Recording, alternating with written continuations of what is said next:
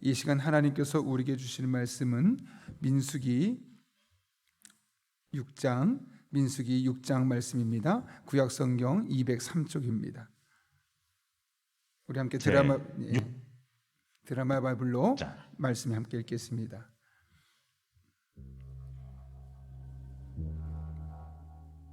여호와께서 모세에게 말씀하여 이르시되 이스라엘 자손에게 전하여 그들에게 이르라. 남자나 여자가 특별한 소원 곧 나실인의 소원을 하고 자기 몸을 구별하여 여호와께 드리려고 하면 포도주와 독주를 멀리하며 포도주로 된 초나 독주로 된 초를 마시지 말며 포도주도 마시지 말며 생포도나 건포도도 먹지 말지니 자기 몸을 구별하는 모든 날 동안에는 포도나무 솟아는 씨나 껍질이라도 먹지 말지며 그 소원을 하고 구별하는 모든 날 동안은 삭도를 절대로 그의 머리에 대지 말 것이라. 자기 몸을 구별하여 여호와께 드리는 날이 차기까지 그는 거룩한즉 그의 머리털을 길게 자라게 할 것이며 자기의 몸을 구별하여 여호와께 드리는 모든 날 동안은 시체를 가까이 하지 말 것이요 그의 부모, 형제, 자매가 죽은 때라도 그로 말미암아 몸을 더럽히지 말 것이니 이는 자기의 몸을 구별하여 하나님께 드리는 표가 그의 머리에 있음이라. 자기의 몸을 구별하는 모든 날 동안 그는 여호와께 거룩한 자니라. 누가 갑자기 그 곁에서 죽어서 스스로 구별한 자의 머리를 더럽히면 그의 몸을 정결하게 하는 날에 머리를 밀 것이니 곧 7째 날에 밀 것이며 8째 날에 산비둘기 2마리나 집비둘기 새끼 2마리를 가지고 회막문에 와서 제사장에게 줄 것이요 제사장은 그 하나를 속죄제물로 하나를 번제물로 드려서 그의 시체로 말미암아 얻은 죄를 속하고 또 그는 그날에 그의 머리를 성결하게 할 것이며 자기 몸을 구별하여 여호와께 드릴 날을 새로 정하고 1년 된 순양을 가져다가 속건제물로 드릴지니라. 자기의 몸을 구별한 때 그의 몸을 더럽혔은즉 지나간 기간은 무효니라. 나실인의 법은 이러하니라. 자기의 몸을 구별한 날이 차면 그 사람을 회막문으로 데리고 갈 것이요 그는 여호와께 헌물을 드리되 번제물로 1년 된 흠없는 순양 1마리와 속죄 제물로 1년 된 흠없는 어린 암양 1마리와 화목제물로 흠없는 순양 1마리와 무교병 1광주리와 고운 가루에 기름 섞은 과자들과 기름 바른 무교전병들과 그 소제물과 전제물을 드릴 것이요 제사장은 그것들을 여호와 앞에 가져다가 속죄제와 번제를 드리고 화목제물로 순양의 무교병 1광주리를 아울러 여호와께 드리고 그 소제와 전제를 드릴 것이요 자기의 몸을 구별한 나실인은 회막문에서 자기의 머리털을 밀고 그것을 화목제물 밑에 있는 불에 둘지며 자기의 몸을 구별한 나실인이 그의 머리털을 민 후에 제사장이 삶은 순양의 어깨와 광주리 가운데 무교병 하나와 무교전병 하나를 취하여 나실인의 2손에 두고 여호와 앞에 요제로 흔들 것이며 그것과 흔든 가슴과 밭들 올린 넓적다리는 성물이라. 다 제사장에게 돌릴 것이니라. 그 후에는 나실인이 포도주를 마실 수 있느니라. 이는 곧 소원한 나실인이 자기의 몸을 구별한 일로 말미암아 여호와께 헌물을 드림과 행할 법이며 이에도 힘이 미치는 대로 하려니와 그가 소원한 대로 자기의 몸을 구별하는 법을 따라 할 것이니라. 여호와께서 모세에게 말씀하여 이르시되 아론과 그의 아들들에게 말하여 이르기를 너희는 이스라엘 자손을 위하여 이렇게 축복하여 이르되 여호와는 내게 복을 주시고 너를 지키시기를 원하며 여호와는 그의 얼굴을 내게 비추사 은혜 베푸시기를 원하며 여호와는 그 얼굴을 내게로 향하여 뜨사 평강 주시기를 원하노라 할지니라 하라. 그들은 이같이 내 이름으로 이스라엘 자손에게 축복할지니 내가 그들에게 복을 주리라. 아멘. 오늘 말씀은 나실인의 규례를 우리에게 보여주고 있습니다. 본문을 살펴보기 전에 먼저 나실인에 대한 일반적인 이야기를 우리가 함께 나누려고 하는데요. 나실인이란 말은 히브리어로 나지르, 원래 맹세하다라는 말에 시작되었고 이것이 이제 나실인 하면 맹세한 사람, 바쳐진 사람, 헌신한 사람이라는 의미를 갖게 되고 있는 것이죠. 보통 나시린은 크게 두 종류로 세분화되었는데, 하나는 평생 동안 나시린이 되어 사는 경우였습니다. 태어날 때부터 부모에 의해서 나시린으로 바쳐진 사람인데요. 대표적으로 사무엘과 삼손, 신약에 가면 세례 요한 정도, 이런 사람들 일컬어 우리는 평생 나시린이라고 부릅니다. 또 한 부류의 나시린이 있었는데 이것은 한시적인 나시린입니다. 한시적이라는 게 뭐냐면 평생토록 하나님 앞에 나시린으로 살아가는 것이 아니라 일정한 시간을 정해놓고 그 시간 동안 하나님 위해서 헌신하고 그 시간이 끝나면 다시 자신의 원래 삶으로 돌아가는 것을 일컬어 한시적인 나시린이라고 했죠. 오늘 본문의 말씀은 바로 그 두 번째 한시적인 나시린에 대한 규정임을 볼 수 있습니다. 물론 평생의 나시린에 대해서도 이거를 적용할 수 있지만 주로 오늘 본문의 말씀은 스스로가 나시린이 되기로 소원했을 때 그 소원한 것을 어떻게 지켜갈지에 대한 부분을 좀 더 집중적으로 설명하고 있습니다. 어떻게 그 사실을 알 수 있느냐? 2절과 13절을 보면 알 수 있는데 2절에 이렇게 기록되어 있습니다. 이스라엘 자손에게 전하여 그들에게 이르라.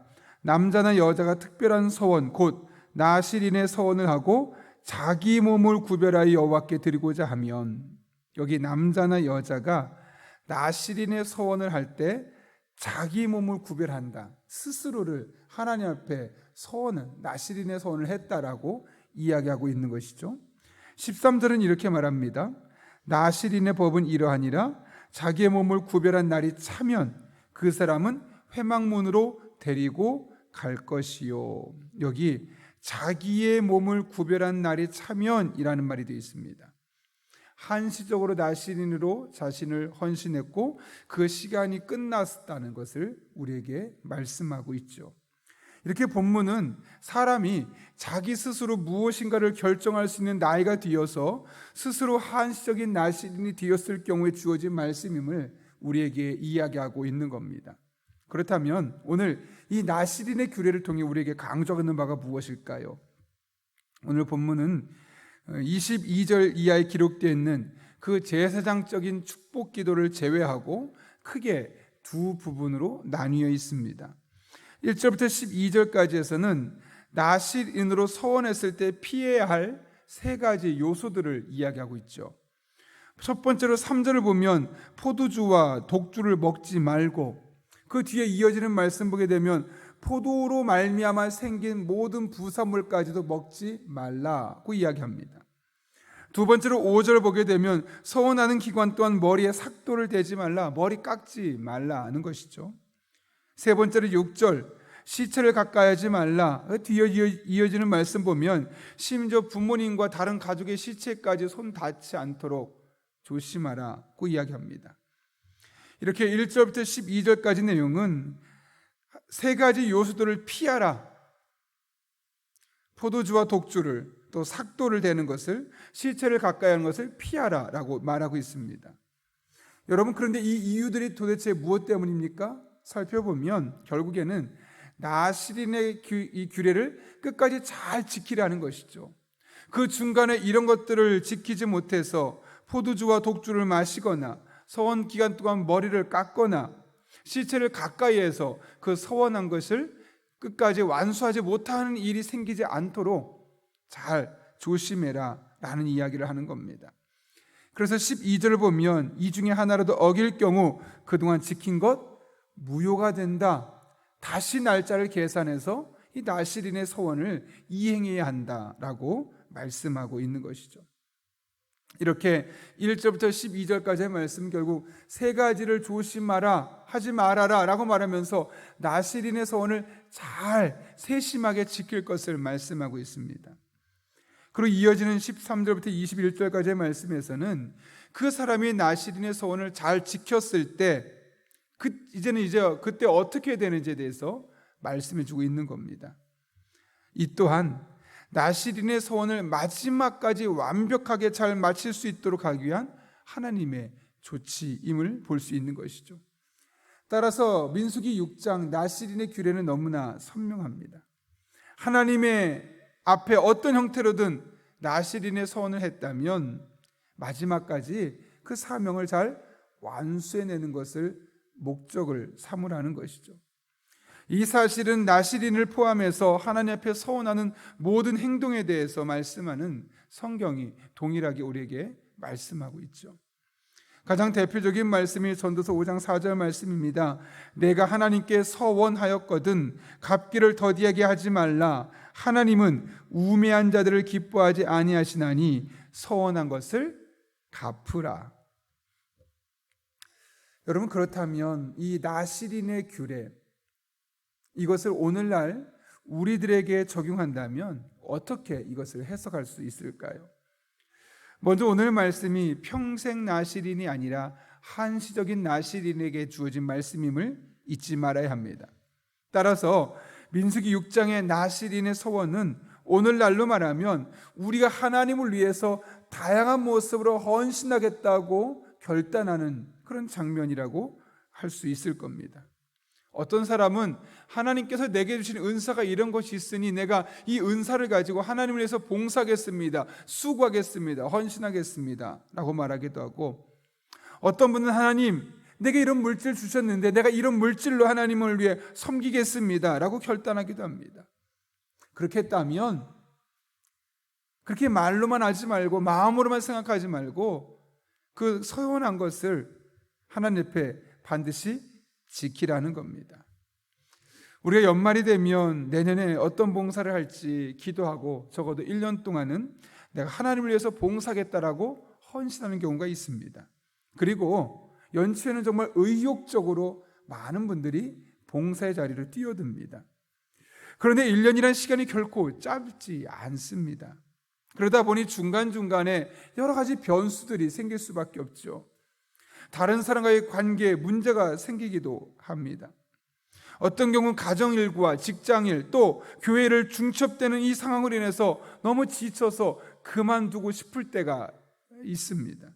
또 성령 충만할 때는 즐겁게 이 사명을 계속 감당하고 싶지만 내 마음에 성령 충만함이 식어지기라도 하면 그만하고 싶다, 쉬고 싶다.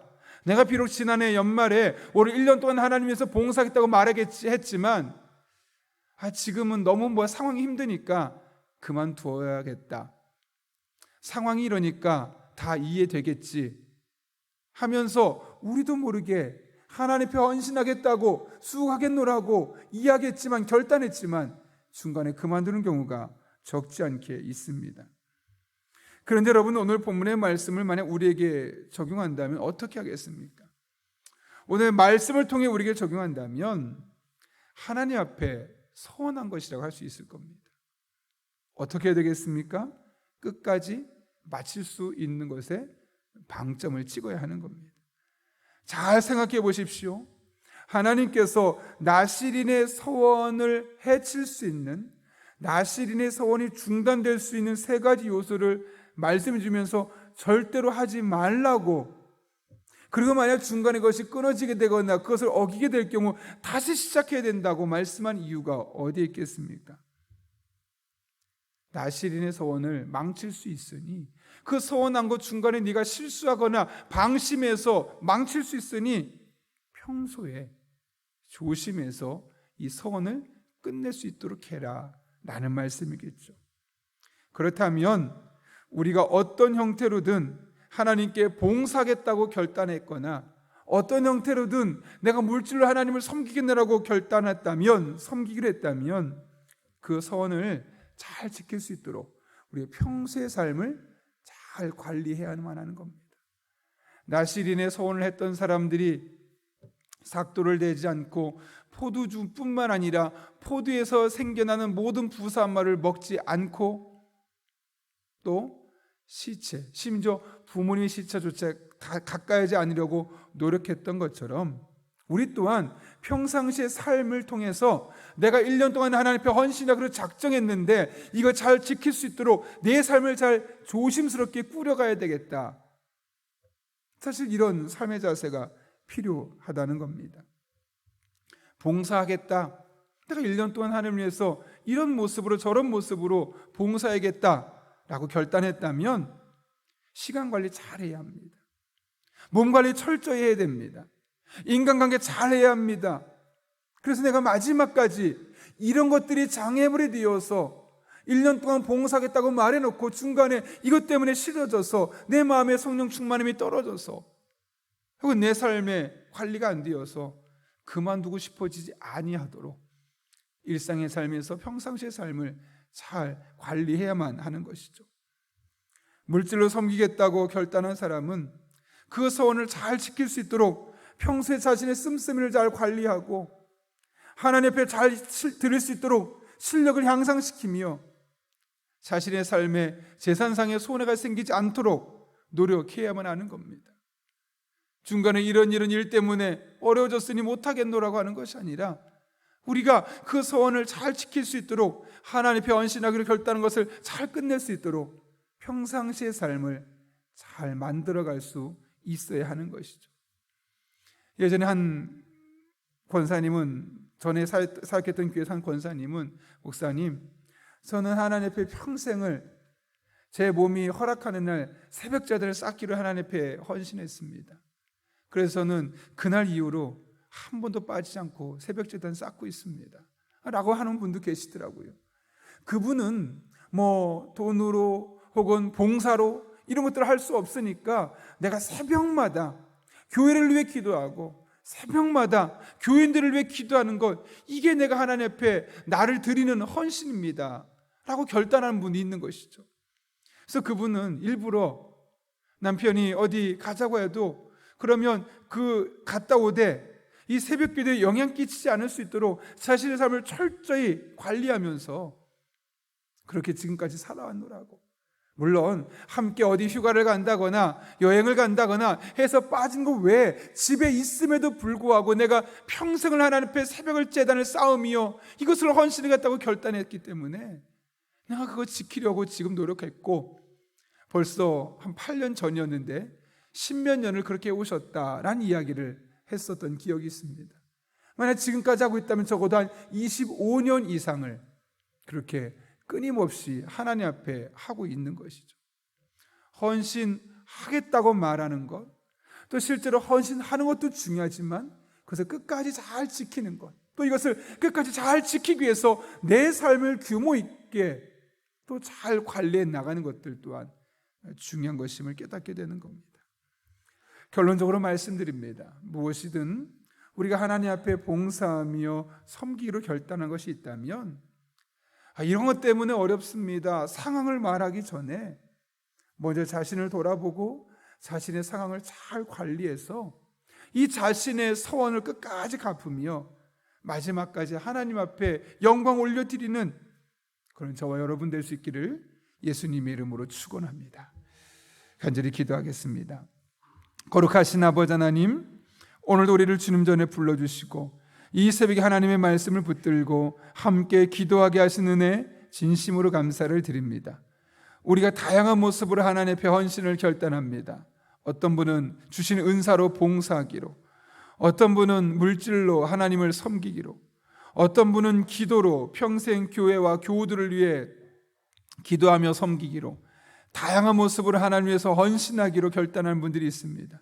하나님 아버지, 우리가 그것을 구체적으로 실행하는 것도 너무너무 중요하지만 중간에 그것이 끝나지 않도록, 중간에 그것이 그쳐지지 않도록 우리의 영혼을 관리하고 우리의 믿음을 관리하고 영성을 관리하고 삶과 시간을 관리하고 인간관계를 잘 관리할 수 있는 그런 주의 종들 되게 하여 주옵소서. 그래, 우리 한 사람 한 사람 하나님 나라에서 귀하게 쓰임받게 하시고 하나님 앞에 온전히 영광을 올려드릴 수 있는 주의 종들 되게 하여 주옵소서. 예수님의 이름으로 기도하옵나이다. 아멘.